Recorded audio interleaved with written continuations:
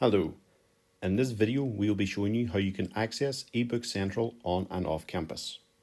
On the main library Canvas page, just scroll down to the main menu and click on the Access e-Resources icon.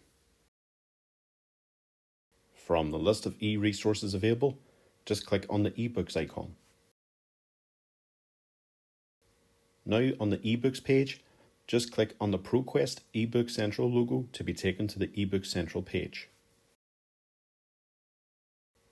Now on the eBook Central page, just click on the ProQuest eBook Central logo to access this e-resource.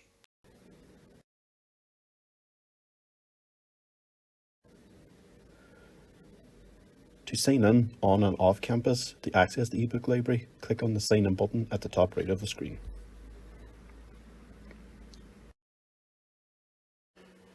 You'll now find yourself on the following page asking you for your username and password.